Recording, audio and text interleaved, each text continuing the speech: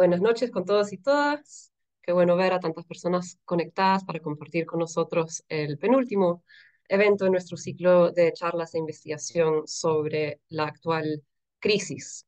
Desde la maestría en estudios culturales creemos en la importancia de crear espacios de investigación y de discusión y de compartir ideas para, digamos, hacer puentes entre la reflexión intelectual y académica y los urgentes problemas que nos preocupan en nuestra vida social y política, ¿no? Entonces, en ese sentido va este esfuerzo. Y estamos ya, como les comentaba, en la penúltima de 6 charlas de investigación. Aquí les voy a compartir lo que han sido las últimas 3, o sea, la segunda parte. Hemos tenido la charla de Claudia Almeida hace una semana más o menos sobre la guerra contra las mujeres. Hoy día estamos con Marita Hamann, la batalla de las identidades. Y por último, la próxima semana cerramos con Mikhail Mitrovic sobre arte, decadencia y revolución. Este ciclo de charlas se enmarca en nuestra campaña de admisión. La maestría en estudios culturales abre cada 2 años para recibir nuevos estudiantes y esta vez tenemos un renovado plan de estudios, brindamos nuevas opciones para el trabajo de tesis y también tenemos una nueva modalidad que es la semipresencial, ¿no? Las inscripciones están abiertas hasta el 16 de febrero y pueden mandar cualquier consulta a la maestría en estudios culturales. Ahí está el correo y también lo pueden encontrar en nuestra página web. Les agradezco mucho si es que pasan la voz a personas que podrían estar interesadas en nuestra maestría. Ok, entonces para eso también tenemos la charla informativa la próxima semana. Va a ser el viernes 26 de enero a las 7 p.m. y es por Zoom. Hay que inscribirse, entonces voy a pedir a Kazuko, que está acá tras bambalinas, que pase el enlace de inscripción al chat, pero también lo pueden encontrar en nuestras redes próximamente. Ahora sí, sin más, paso a presentar a Marita. Marita Hamann es psicoanalista, analista, miembro de la Nueva Escuela Lacaniana y de la Escuela de la Asociación Mundial de Psicoanálisis. Ha sido también por largo tiempo participante en diversas conversaciones, espacios de investigación de estudios culturales vinculados de alguna manera con nuestra maestría. Entonces es para nosotros un gran gusto que haya aceptado compartir con nosotros sus reflexiones y su trabajo de investigación con respecto a la batalla de las identidades. Con eso dejo de compartir pantalla y vamos a escuchar a Marita. Al final tendremos un espacio para preguntas. Ahí estoy. Ahí estás tú. Adelante, Marita. Hola, buenas noches. Ante todo, muchas gracias a la Maestría de Estudios Culturales de la Católica por esta invitación para compartir con ustedes un tema tan álgido como es el del wokismo y la cultura de la cancelación que atañe muy especialmente a la vida universitaria, como espero poder demostrar en esta conferencia. Además de eso, en realidad de lo que quiero servirme es del wokismo para mostrar algo de la locura contemporánea, de lo que es la locura hoy en día. O sea, usar el wokismo como un reflejo de, de los síntomas actuales. Bien, entonces, como decíamos en la presentación de esta conferencia, el movimiento woke se originó en las universidades norteamericanas hacia los años 70.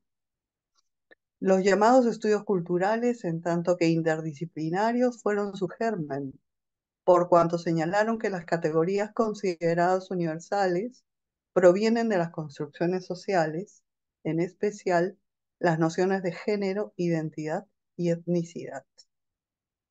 Primer punto. Originalmente su nombre surge de la expresión de Martin Luther King, Stay Woke, permanezcan despiertos en la batalla por alcanzar la igualdad de los derechos.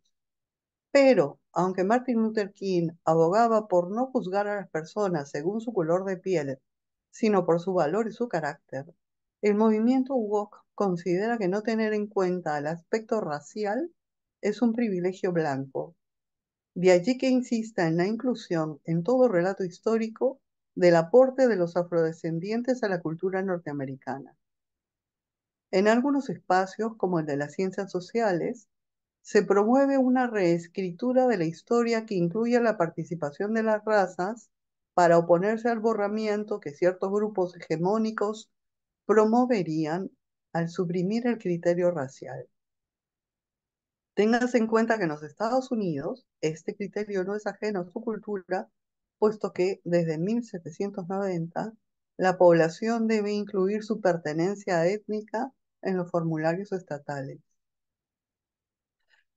Así pues, la ideología woke se adapta bien a la noción de democracia proveniente del norte, la que se apoya en la noción de individuo y en una composición social sostenida por las minorías. La minoría a la que se pertenece es determinante. En Francia, la Declaración de los Derechos del Hombre y del Ciudadano considera que todos nacen libres e iguales y acuerda que solo hay una especie humana. La cultura woke, por su parte, lamenta que la Constitución francesa no haga distinción de razas. Entonces, pueden decir que el nazismo no es racista porque se trató de una guerra entre blancos. El significante mayor es la palabra inclusión. Se usa fundamentalmente como denuncia de la exclusión, solo que cuanto más se habla de inclusión, más se incide en la exclusión. Me Too, yo también, es igualmente una manera de incluirse excluyendo, y el debate se detiene porque se convierte en un ellos versus nosotros o nosotras. En ese contexto, suspender el juicio es ser ya culpable.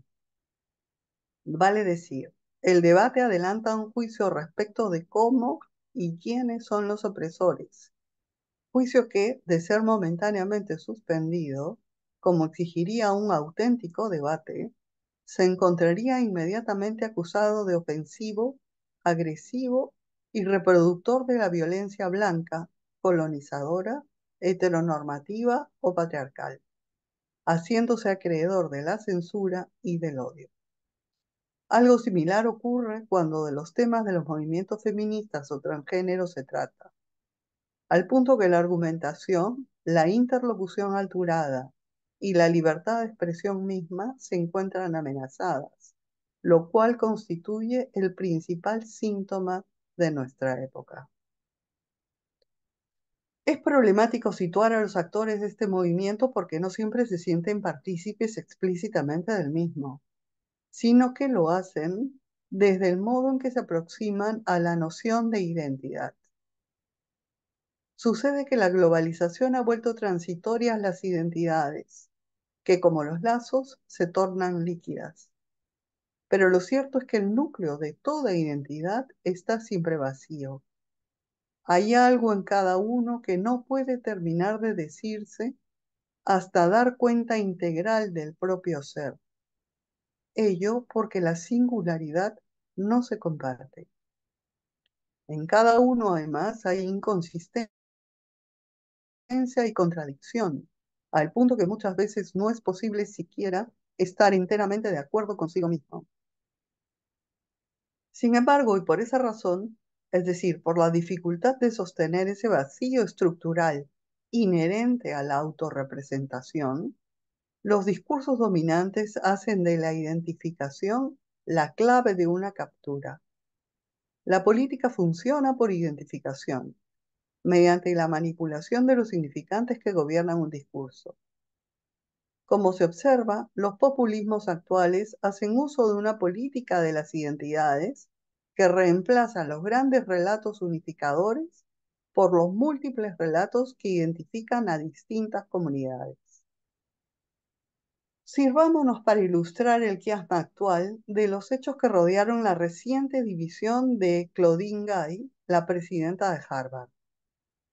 El 7 de diciembre último, el Congreso norteamericano había anunciado que investigaría el antisemitismo endémico en Harvard, el MIT y UPenn, tres importantes universidades, luego de que se rehusaran a condenar abiertamente el antisemitismo existente. Ante la presión, la presidenta de UPenn dimitió el 9 de diciembre, mientras que, al contrario, el 12 de diciembre último, 750 miembros del staff de Harvard pidieron que se mantuviera a su presidenta afrodescendiente, siendo que para el 11, Harvard ya había perdido $1 millardo por el retiro de las donaciones que suele recibir tanto de demócratas como de republicanos. Además, Guy había sido acusada de plagio varias veces. Aún así, el apoyo se mantuvo debido a que ella se había convertido en un símbolo identitario en esa comunidad universitaria por ser la primera presidenta afrodescendiente. De todos modos, las acusaciones de plagio descubiertas en la mayor parte de sus publicaciones pesaron demasiado y tuvo que renunciar.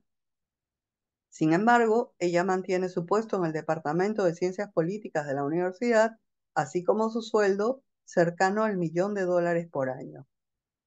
En su carta de dimisión, se muestra víctima del conservadurismo y no hace mención alguna al antisemitismo que favoreció. Harvard tampoco ha querido hacer mayores declaraciones. El asunto importa porque el Consejo Administrativo de la universidad en la que se forman los dirigentes de gran parte de las instituciones norteamericanas sabía que ella representaba el sentir de la mayoría de su clientela estudiantil, donde el wokismo es predominante. Un sondeo hecho en diciembre último arrojó que el 79% de sus estudiantes entre los 18 y 24 años piensa que las personas blancas son opresoras y que la universidad debe favorecer este pensamiento propulsado desde hace años por los militantes de la teoría crítica de la raza a la hora de hacer contrataciones. El sondeo también hacía la siguiente pregunta: si un estudiante llama al genocidio de los judíos, ¿se debe decir que es libre de hacerlo o habría que demandarlo por violar el reglamento de la universidad? El 53% de los estudiantes entre los 18 y 24 años, es decir, la mayoría, opina que es libre de llamar al genocidio de los judíos, mientras que, por otra parte, consideran que no llamar a una persona transgénero por el género con el cual se identifica constituye una microagresión insoportable que persigue el genocidio de las personas trans. Por otra parte, podemos recordar el caso de Rachel Dolezal, sobre la cual Netflix hizo un documental en 2018, The Racial Divide. Se trata de un caso de transracialidad ocurrido en Spokane, una ciudad del estado de Washington. Rachel era una reconocida activista de los derechos de los afrodescendientes y llegó a ser la presidenta de la Asociación en favor de los derechos de su comunidad, a la que también pertenecen sus hijos y 3 de sus hermanos adoptivos. Pero un periodista descubrió que ella era hija biológica de padres blancos y que había nacido blanca, pese a que se vestía y peinaba como si fuera una mujer de raza negra. Cuando ese dato salió a la luz, fue expulsada de la organización en la que luchaba y del Departamento de Estudios Africanos de la universidad en la que trabajaba. Una mujer le dijo en un programa de televisión en el que se presentó que el hecho de no ser biológicamente de raza negra le impedía saber a ciencia cierta cómo podía sentirse una verdadera mujer afrodescendiente. Una verdadera mujer afrodescendiente. No importa cuánto dijera identificarse con esa comunidad, la diferencia entre ellas, dijo la interlocutora, era insalvable. Cuando Rachel era activista, había recibido muchas cartas de odio, pero luego del destape, se adujo que se las había enviado a sí misma para, a través de la victimización, hacerse pasar por quien no era. Luego del destape, recibió innumerables cartas de odio y el rechazo abierto de la gente que la rodeaba. Esta vez la policía tampoco quiso involucrarse, siendo que aún sus propios hijos eran objeto del repudio social. Tampoco conseguía que le volvieran a dar trabajo alguno. Su transracialidad, como ella la nombra, fue vista como una farsa que justificaba el escarnio público, el de ella y su familia. No obstante, es llamativo su uso continuo de las redes sociales, en las que muestra su vida pese a lo que se expone. Finalmente, las cosas parecen resolverse para ella muy a la usanza norteamericana, podríamos decir. Rachel se dirige a un organismo del Estado y mediante un trámite muy sencillo que parece durar casi un instante, cambia su nombre y sus apellidos por unos de resonancias africanas. Segundo punto. En la batalla por la identidad, la virtualidad juega un papel decisivo. La identidad de los sujetos contemporáneos quiere ganar consistencia y conquistar su certeza a partir de las redes. En ellas avanza ofreciéndose a la locura de creerse uno compacto e idéntico a su imagen, tanto como a lo que dice de sí mismo. Se satisface en una autoafirmación que se contradice con la extrema dependencia respecto de la imagen que se proyecta en las redes y el esfuerzo que se despliega para ser reconocido y tratado como se quiere, independientemente de la intolerancia que se puede desplegar en contrapartida. Nadie es enteramente lo que dice ser, así como las cosas no son enteramente tal y como las percibimos. Sentir, pensar o creer algo no garantiza por ese solo hecho la verdad de lo que se dice. Todavía falta que se demuestre con argumentos antes que con psicodramas. Un testimonio es insuficiente si carece de lógica, aunque pueda ser potente para suscitar un contagio afectivo. La Internet cambia el régimen del sujeto contemporáneo por su expansión en aras de alcanzar un ser. Cada uno lleva allí su soledad. Ha devenido en un nuevo derecho humano. Favorece formas nuevas de organización, pero también divide en comunidades separadas donde cada uno no escucha sino los que piensan igual. Gracias a Internet, el campo de la mentira y el fake se ha extendido. Solo que el internauta no siempre sabe que está sometido a los algoritmos que capturan sus gustos y preferencias. Tal como estableció Lacan, Jacques Lacan, en el niño, el reconocimiento de la propia imagen en el espejo, antes de hablar y de caminar incluso, es decisivo. Una transformación se produce cuando el niño asume una imagen, respecto de la cual queda en principio fascinado. Se trata de una primera emergencia del yo, antes incluso de que el niño entre en la dialéctica de la identificación con el otro. La experiencia de verse preside la experiencia de la relación imaginaria con el otro, en el seno de la cual predomina la rivalidad y la agresividad. Luego, viéndose en el otro, en el que el sujeto se persigue a sí mismo como en el espejo, se desconoce al otro como tal, así como al deseo que gobierna esa búsqueda. El estadio del espejo forma el yo, pero también da lugar a la alienación de la imagen de sí, de lo que se desprende un impasse en la relación con los demás, que nunca nos reflejarán como quisiéramos ser vistos. Si el sujeto queda prisionero de este estado, donde el otro es su doble o su alter ego, la relación sucumbe a la pasión imaginaria. Las pasiones del alma son aquellas de las que el sujeto sufre en su modo imaginario de relación con el otro. Es lo que San Agustín narra en sus confesiones, como señala Lacan, cuando describe al niño que mira con los ojos emponzoñados, al bebé que su madre lacta y que es su propio hermano, tal y como si éste le arrebatara algo que le perteneciera. Envidia incluye el término latín videre, ver, y significa etimológicamente poner la mirada sobre algo. La adicción a la propia imagen pierde al sujeto porque ella no dará cuenta de las determinaciones que gobiernan las elecciones inconscientes, ni pistas sobre las causas que originan sus motivaciones. En este terreno es lo que no se ve lo decisivo, como demuestra Lacan en su análisis del cuento de Edgar Allan Poe, La carta robada, en el que es la carta sustraída a la reina, la misma que se encuentra ante los ojos de todos, aunque nadie la vea, cuyo contenido además nunca es revelado, el elemento que determina los lugares de los personajes del cuento.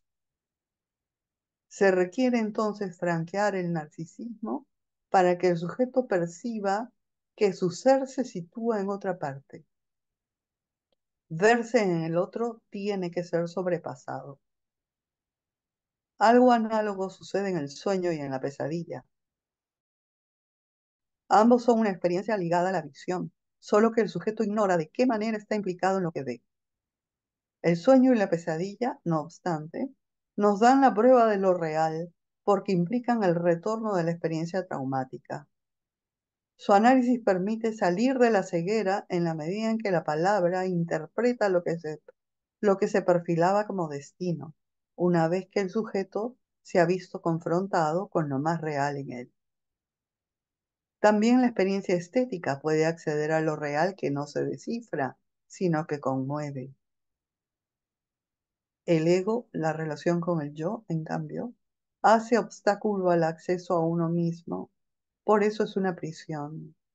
Hay una dimensión vital en el júbilo del niño que se reconoce en su imagen, pero también encierra una vertiente mortífera por su relación con la envidia, la comparación y la rivalidad que impiden acceder a la cuestión de su propio decir, por qué se dice lo que se dice y de dónde surge tal cosa finalmente. Así como el movimiento antirracista deriva, tercer punto, así como el movimiento antirracista deriva en un movimiento profundamente racista, según el cual, antes que la de ciudadano, prevalece una representación étnica que figura que todo aquel que parezca de raza blanca es un privilegiado, mientras que por otro lado, solo un no blanco podría ser defensor cabal de la igualdad. De manera análoga, entonces, algunos movimientos feministas reproducen la crítica y la marginación de quienes no se pliegan activamente a su postura.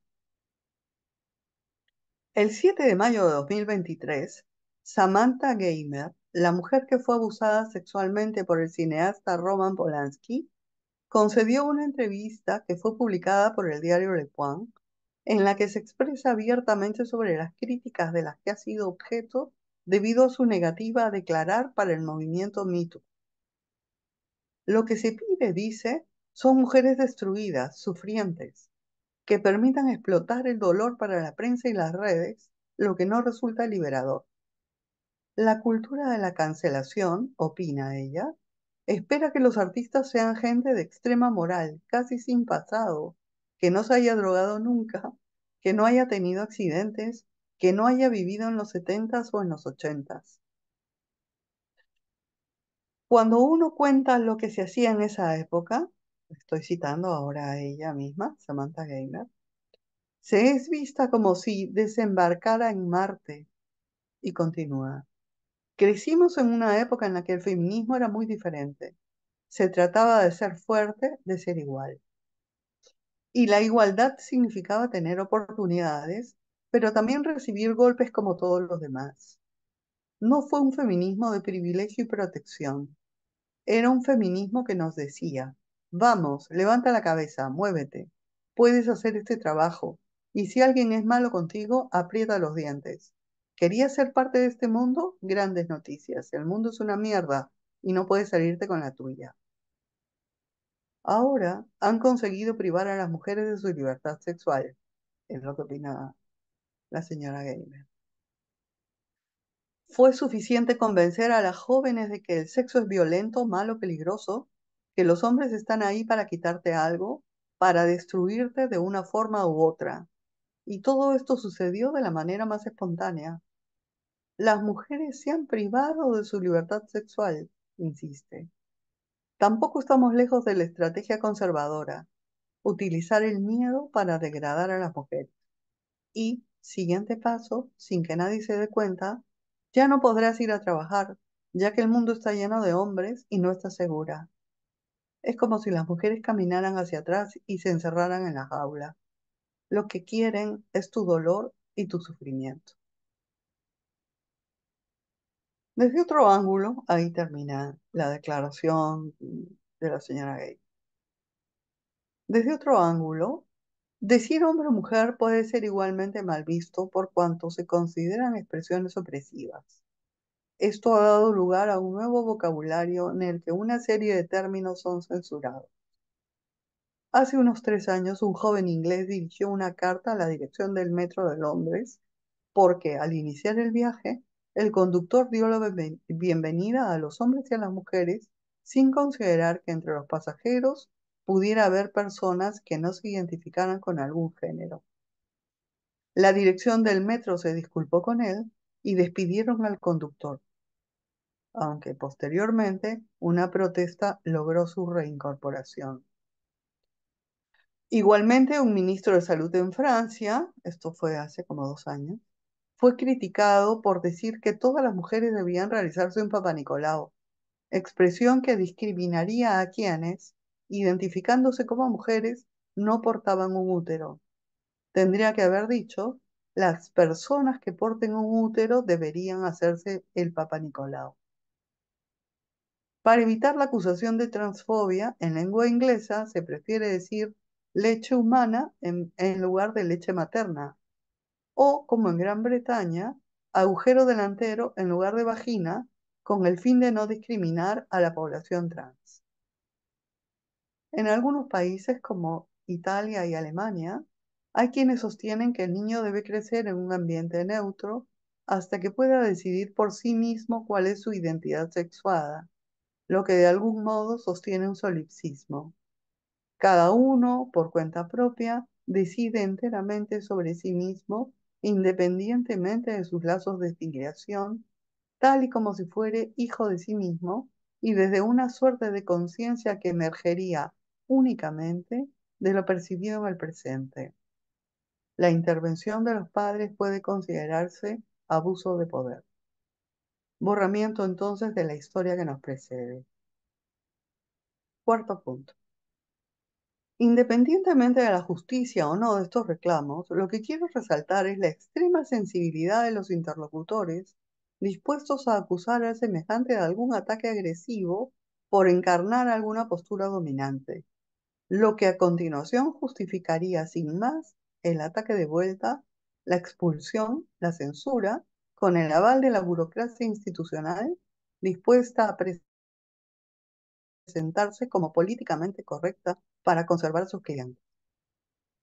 En un reciente programa con miras a la presentación del próximo Congreso de la Asociación Mundial de Psicoanálisis, cuyo tema será ¿Todo el mundo es loco?, una psicoanalista británica ilustra lo que se ha dado en llamar la cultura de la queja, que proviene del imperativo de tener en cuenta los sentimientos de los demás a riesgo de hacerse acreedor de algún reclamo institucional por haber desplegado una conducta ofensiva.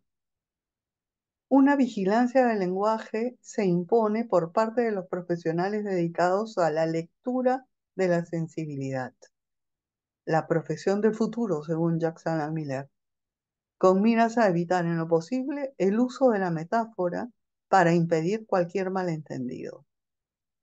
Estos profesionales, llamados lectores de la sensibilidad, buscan en las publicaciones representaciones que pudieran ser insensibles, ofensivas o estereotipadas y recomiendan cambios para que se expresen de manera apropiada e inclusiva.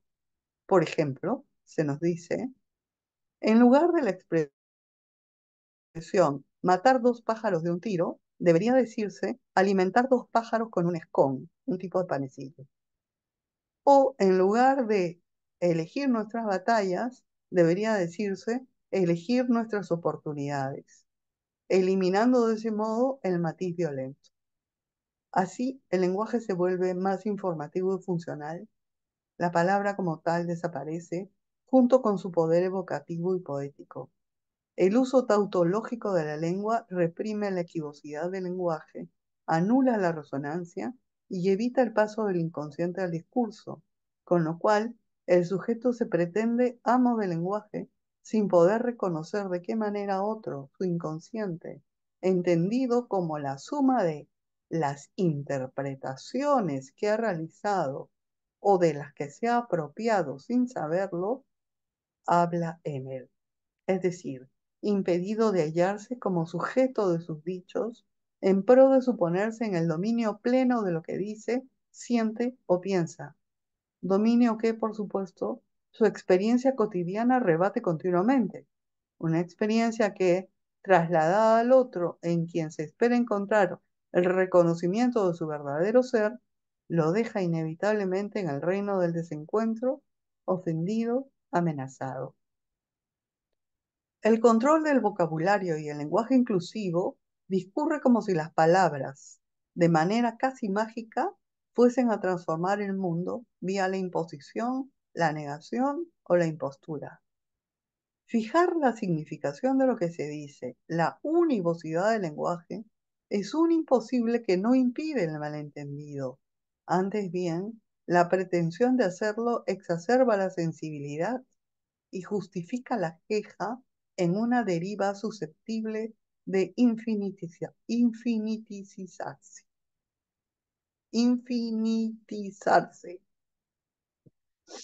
El relato de la victimización sigue más o menos un mismo guión. Para desplegarse, basta con sufrir. Si sufro, hay un causante de ese sufrimiento. Un paso más y puedo considerarme víctima de alguien. El solo dicho de la víctima constituye al victimario que, sea de manera consciente o a través de su indiferencia, ha actuado con malevolencia. A continuación, el relato de la víctima, que se alienta por considerarse catártico y sanador, deviene un relato identitario que se hace creedor del derecho a la compasión y libera el odio. Todo lo cual es conducido por personas sabias que pueden indicar dónde exactamente se ha producido el abuso y señalar a los culpables. Algo similar acontece en el terreno de la política. Un ejemplo algo extremo lo constituyó la campaña contra Hillary Clinton. Según el movimiento QAnon, el mismo que ingresó al Capitolio para impedir la nominación de Biden, ella lideraba un grupo de pedófilos que secuestraban niños. Solo Donald Trump, el hombre que sabría del dolor de sus norteamericanos, sería quien los salvaría. No importa qué diga Trump, entre líneas, les envía mensajes, les hace guiños, está de su lado.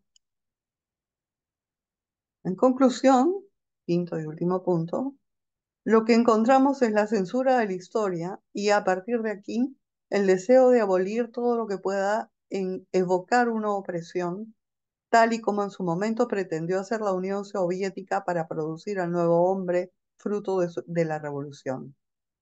En este proceso reivindicativo es la represión lo que se impone, como por ejemplo la supresión de ciertos cuentos infantiles, de novelas también, de films, estatuas, etc. Si por una parte los lazos de pertenencia se racializan, tal y como si la raza fuese la marca primera y más importante de construcción de la identidad social, la sexualidad, por otra, queda supeditada a las cuestiones de género, lo que, según constatamos, reduce los encuentros sexuales a encuentros gimnásticos, mientras que los lazos de amor y deseo se complican en la medida en que, cualquiera fuese el sexo de la pareja sexual, así fuere el mismo, sostener un lazo implica lidiar con el hecho de que el anhelo de unidad, de identidad, somos iguales, los mismos, el uno para el otro, será siempre rebatido porque el otro que es la pareja es radicalmente otro distinto de uno. De manera que este anhelo de ser iguales, sentir o pensar lo mismo, choca con una imposibilidad a la que haría falta consentir. Todo ello da lugar a la multiplicación de las minorías de la mano de la exacerbación de la intolerancia y el retorno de los viejos fundamentalismos. Una penetración de la ideología norteamericana se extiende silenciosamente por el mundo bajo la forma de una suerte de empresa revolucionaria preñada a veces de radicalismo, y lo hace principalmente a través de las universidades, desde la cual se irradia a las empresas y al mundo global virtual. Víctima y abuso, privilegio y discriminación son los significantes que, al simplificar los hechos, gobiernan las pasiones contemporáneas, de la mano de la culpabilización y la ritualización del perdón. Terminaré diciendo que, evidentemente, este análisis no puede no ser sino parcial. La verdad, toda la verdad, no puede decirse. Cuanto más se lo intenta, mayores son los desvaríos. Y, para conversar, es necesario dejar alguna cuestión abierta. ¿Sí? Muchísimas gracias, Marita. Te has atrevido a tocar varios puntos así muy sensibles y me parece que vale mucho la pena conversarlos por el gran impacto que están teniendo sobre nuestro día a día, especialmente en la universidad, como mencionas. Entonces me anima mucho escuchar las reacciones de los y las iles presentes. Este, si están viéndonos por Facebook, también pueden dejarnos un comentario en la función de comentarios y yo se lo leeré a Marita.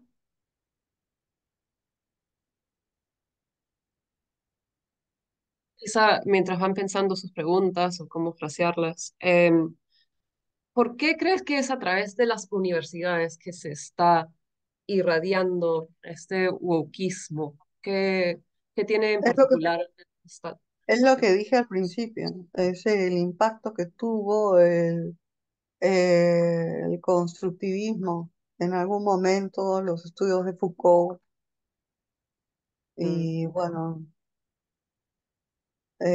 algunos otros. ujú.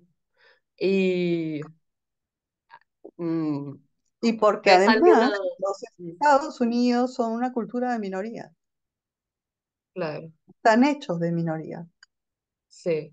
que desde siempre han contemplado, no desde siempre, bueno, desde los inicios de la nación, han contemplado a esas minorías mismas como lo que les daba identidad, lugar, posición, Ujú.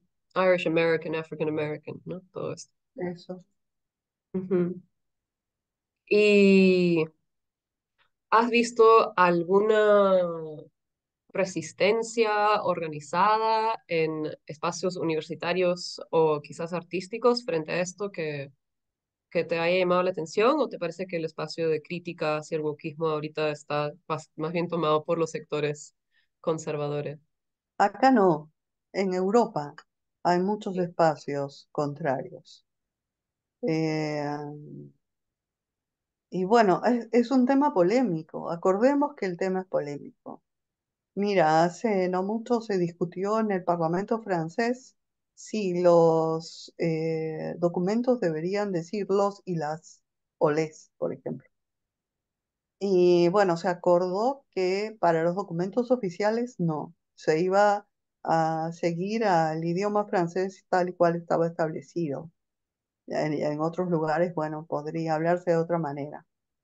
Pero sí ha habido mucha revuelta en torno a este tema, porque, por ejemplo, en una universidad, ya no recuerdo el nombre, se quería que todos los exámenes incluyeran la nueva lengua francesa, que implica una serie de palabras un poco incomprensibles, al estilo de nuestro les, ¿no? eh, Así, no solo el les, sino varias palabras debían cambiar para ser inclusivas. Y entonces acababa siendo en algún punto un poco incomprensible. Pero algunos alumnos querían que así fuera. Bueno, finalmente se decidió que no, porque había que aprender todo un nuevo idioma y no era necesario. Pero lo que me parece es que acá no nos hemos dado cuenta, lo hemos dejado penetrar y creemos que es así, que debe ser así, que está muy bien, que el cuidado, que hay que tener presente el cuidado de los demás, lo que es como decir que la agresividad está siempre a la vuelta. Cuidado, hay que tener cuidado, cuidado, es lo mismo. Si yo pienso cuidado, estoy pensando en abuso, en opresión o en violencia al lado. estoy pensando en descuido al mismo tiempo, ¿no? Y Que quedaría poco espacio para un encuentro más franco con la diferencia, con el otro, ¿no? Mira, por eso decía, esto ha pasado acá sin que realmente nos demos cuenta y nadie abiertamente se atreve a decirlo Voy a acá, pero pasar la... llegará el momento. Lo que recuerdo, quería comentar, me acabo de acordar, hablando contigo, que hace muchos años atrás, Luis Jaime Cisneros escribió un artículo sobre el cuídate, esta manera de despedirse que ahora la gente tiene, de decir chao, cuídate, que implica siempre un peligro, ¿no? Cuídate implica hay un peligro que se cierne sobre nosotros. Y entonces cuídate. Y él escribió un artículo sobre este cuídate, no sé por qué ahora la gente dice cuídate siempre. Bueno, pero el artículo debe estar perdido por ahí y probablemente en ese momento nadie lo recogió realmente. Pero ya es, digamos, un signo de lo que está pasando. Gracias. Tenemos dos preguntas, dos manos levantadas, entonces le doy la palabra primero a Luis. Hola Luis. Puedes prender tu video si quieres y tu audio.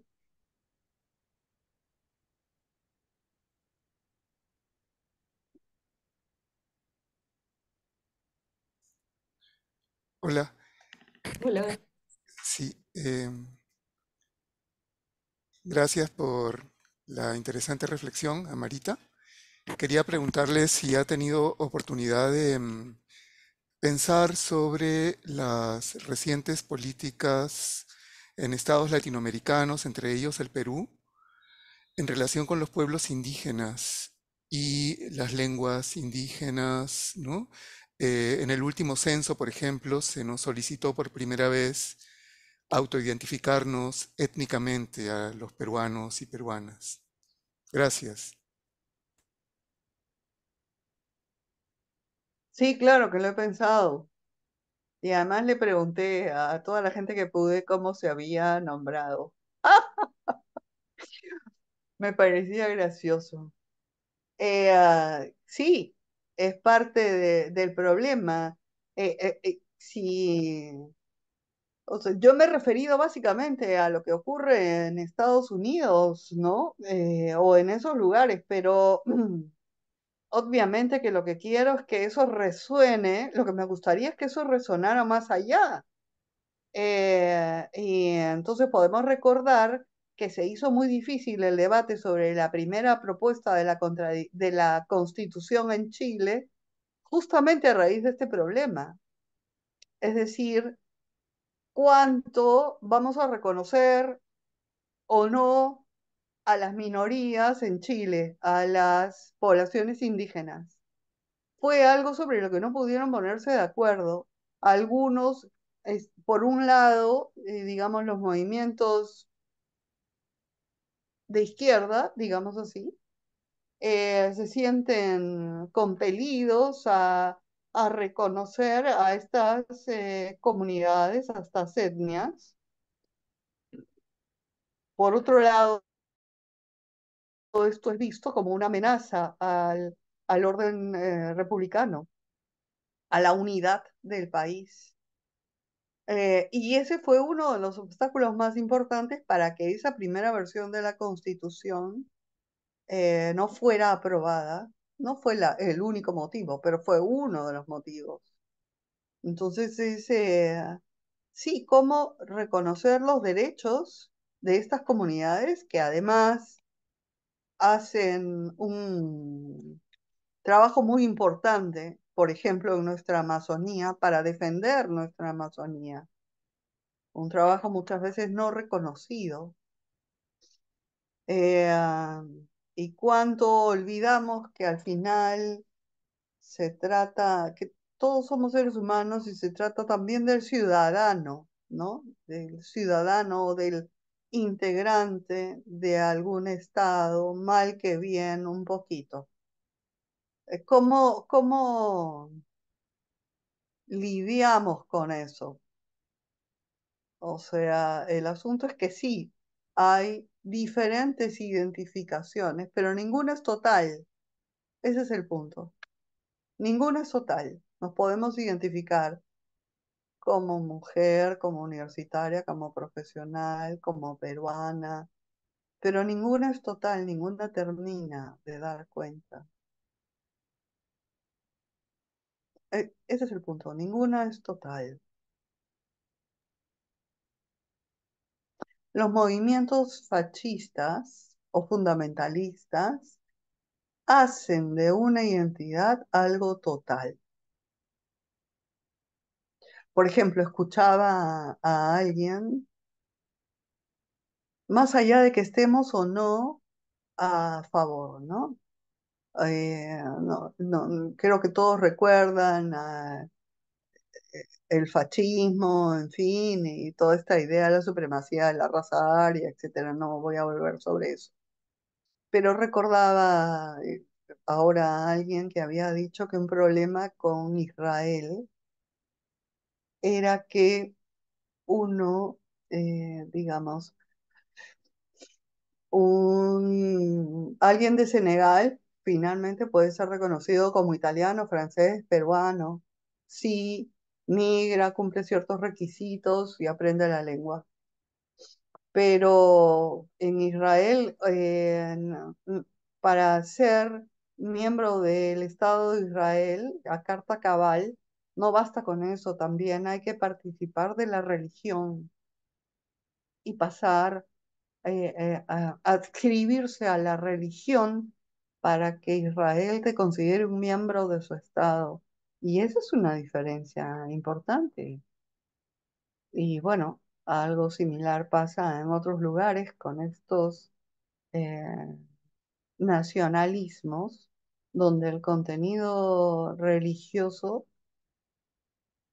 fundamentalista, consistente y compacto tiene enorme poder contra los vecinos. Gracias, Marito. Voy a dar la palabra a Carlos, es alumno del programa. Hola, Carlos. Puedes prender tu video si quieres. ¿Qué tal? Sí, bueno, básicamente quería preguntar por la idea del lenguaje. Tenía una duda digamos, de cuándo el lenguaje, la propuesta de un tipo de lenguaje, por ejemplo, el lenguaje inclusivo, deja de ser revolucionario o una herramienta que deconstruye la idea de sentido común, ¿no? O pensaba, o sea, por los ejemplos, entendía por los ejemplos que ponía, que es cuando se intenta hacer una norma, digamos, más cerrada y eso evitaría, como dice, el paso del inconsciente al discurso. No sé si me dejo entender. O sea, como no veía como el límite, ¿no? Cuando es que, o sea, entiendo que se debe proponer un tipo de lenguaje, porque el lenguaje es el que construye la realidad, ¿no? Para hacer ciertos cambios, pero cuando este, por lo que decía, es aprovechado por otros grupos, ¿no? Y normado de cierta manera, es que ya no se ocurre esto, ¿no? Entonces, como que el límite ese de cuándo es que sirve este tipo de lenguaje y cuándo no, a veces es un poco difuso en cierto punto, hasta cierto punto. Siempre es difuso. O sea, aquí el punto creo que es la intolerancia. O sea, si alguien dice buenos días a todos y la mitad de la asamblea se levanta porque no dijo a todas y a todos, ¿dónde estamos? ¿Eso es la inclusión o es la exclusión? O si como ocurrió el año pasado, alguien viene a hacer una exposición, en este caso era sobre el autismo, creo, no me acuerdo. Alguien de la Universidad Cayetano Heredia hizo una exposición y en sus PowerPoints no había puesto la X en el lugar del género. Y entonces se paró un grupo de estudiantes para decir que no iba a seguir en la charla, puesto que la conferencista no estaba usando lenguaje inclusivo. O sea, así que estamos cambiando una realidad, estamos cambiando algo, estamos siendo inclusivos. No sé, ¿de qué manera? ¿De qué manera?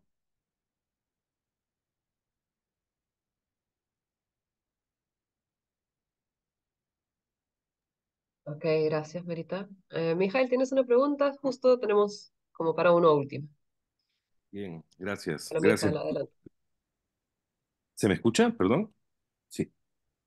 Em, Pensaba, Marita, en qué medida, como lo has caracterizado, ¿no? Este wokismo sería una ideología norteamericana y que creo que es una consecuencia de, digamos, es la forma actual de cierto liberalismo, Ujú, entendido de forma más chata, ¿no? Entonces, ¿cómo pensar, por una parte, cuando uno piensa esto en el plano político, ¿no? En el campo de disputa, que tienes una resistencia a este tipo de solución, ¿no? En la pura representación, ¿no? De las cosas, de los conflictos, una resistencia de derecha muy fuerte, de donde ha salido también todo el cuento del marxismo cultural, ¿no? Todas estas nuevas maneras de denunciar justamente ese aparato crítico que, que decías, que se instaló en las universidades y se irradió. Y luego hay una crítica de izquierda, ¿no? Y esa crítica de izquierda es la que me interesa también pensar qué tienes que decir al respecto. Es decir, mientras que la derecha lo que hace es reforzar esa cultura woke, planteando justamente que han dominado el mundo y han construido un sentido común, cosa que también es cuestionable, ¿no? Lo han construido para una cierta franja de la población. Una crítica de izquierda lo que plantearía en primer lugar, creo, es que esta discusión está situada en el terreno de la representación como si fuese el único terreno importante. Es decir, el ejemplo que pusiste ahorita. Uno se para, dice, yo no voy a seguir en esto porque no se usó la palabra que me parece que es la correcta y me voy, ¿no? Entonces, no hay mayores cambios ni situaciones de conflicto ni siquiera interesantes, porque lo que hay es una moralina que se levanta y se dice hasta acá llego y me largo. O sea, hay también una cuestión ahí que tiene que ver con cómo lidiar con el conflicto, cómo no hacerlo a partir de estos esquemas, ¿no? Entonces, ¿cómo piensas una crítica desde un cierto universalismo de izquierda, que finalmente creo que está a la base de varias cosas que has planteado, o la idea de ciudadanía que no solo es liberal, ¿no? Em, Frente a esta corriente, esta tendencia, ¿qué dices al respecto? Mijael, evidentemente no tengo la respuesta. Lo que pienso es que al escucharte recordaba a alguien cuyo nombre en este momento no recuerdo, que me disculpe, que dijo algo así como, la derecha es una izquierda pálida que sabe hacer sus cálculos. O sea, la idea es que la derecha sabe usar todos estos temas que se suponen de izquierda, pero de manera calculada. Me pareció genial, es como, sí, los movimientos políticos hacen uso de estas identidades y estos movimientos identitarios para favorecer una manera de pensar, ¿no? En realidad, para buscar fans, groupies. Gracias, Marita. Si nos podemos quedar unos breves minutos más para no usar del tiempo de todos, pero tenemos una pregunta más de Alejandra Linares que dice, mi pregunta para Marita es, ¿qué consecuencias crees que observaremos a largo plazo a raíz de esa propuesta de que los niños se maternen a sí mismos o no sean guiados en exceso por los padres? Exceso, entre comillas. Lo que tenemos en ese sentido son lo que vemos, ¿no? Lo que se ha dado en llamar los niños amos. El niño que tiene derecho eh, a casi lo que quiera y con esta idea de que hay que evitar el trauma a toda costa, hay que evitar el trauma a toda costa, entonces No se le puede decir ni siquiera no al niño. No recuerdo ya quién me contaba, pero es un caso aquí en el Perú, creo, sí, de un colegio en el que, según el colegio, los, alguien me contaba, los padres no le pueden decir no a los hijos, porque decir no es traumatizarlos. Entonces el niño puede saltar sobre el sofá, interrumpir cuando se está hablando, etcétera, y los adultos están intentando hacer casi cualquier cosa para ver cómo el niño se autorregula, es decir, no se entiende que es importante decir que no, es importante aceptar el no, y es importante respetar al otro, considerar la distancia que nos separa y también poder decir basta, hasta aquí.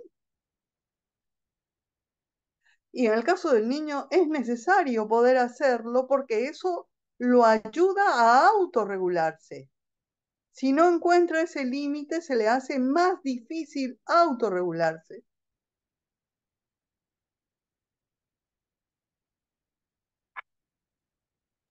Ok, muchas gracias, Marita, y muchas gracias a todos y todas por habernos acompañado esta noche y por la discusión. Ciertamente inagotable, pero de eso se trata, de quedarnos con preguntas y seguir conversando de estos temas en otros espacios. Gracias a Entonces, ustedes. gracias, Marita. Nada, queda recordarles que tenemos la siguiente sesión, la última ya de este ciclo de conferencias de Mihai Mitrovic, que está aquí en el Zoom con su cámara prendida. Es el 23 a las 7 y el 26 a las 7 tenemos la charla de admisión a la maestría. Si es que hay interesados en nuestra maestría, nos pueden contactar para participar de esa reunión. Con eso ya me despido. Muchísimas gracias a todos y hasta la próxima.